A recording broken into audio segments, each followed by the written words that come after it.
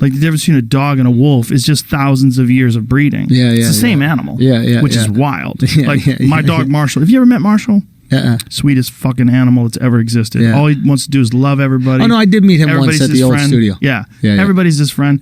But he's an ancestor of a wolf. They've turned him into this thing through thousands of years of breeding. Is that what just they're doing like they're trying to do to men? Exactly. That's what they're trying to do. Where's to men. Andrew Tate when you need him? Yes, that's what this toxic femininity shit, or masculinity. Toxic femininity is right. That was a Freudian slip.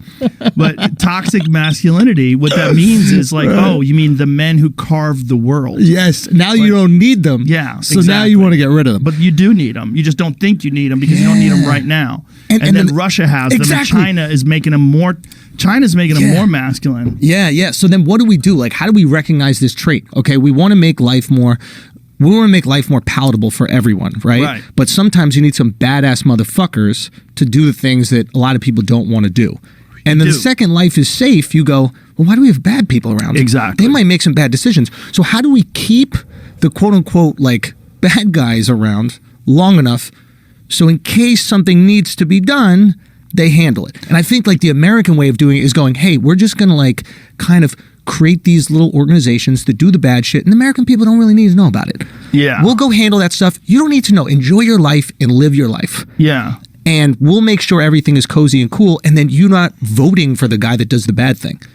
It's kind of like a nice system. It's a very good system for creating innovation, right? Because you leave people and the opportunity. Comfort. Yeah, but you leave people the opportunity to go and do other things.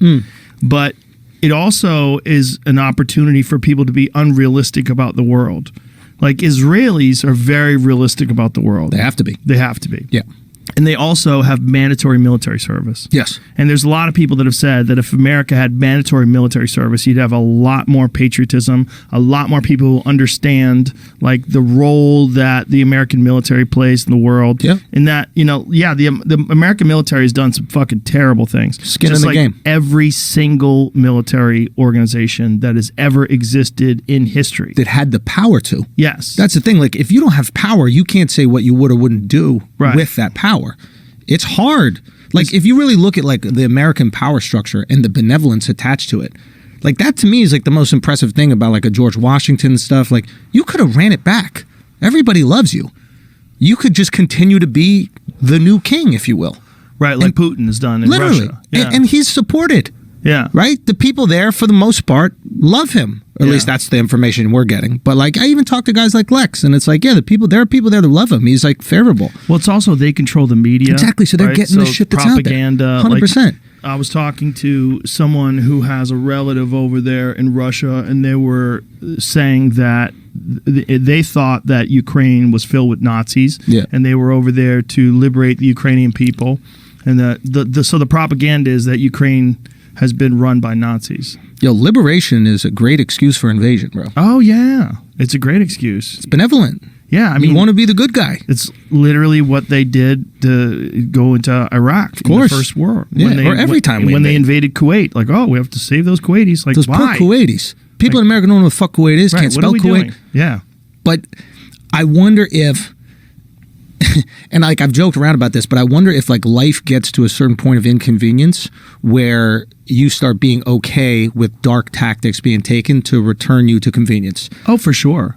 You know what I mean? Yeah, once things get ugly, then you're more than happy to have the military go and do awful shit. It's not the military. It's like I got a lady in my building, right, who's like, she's kind of like a Karen, right?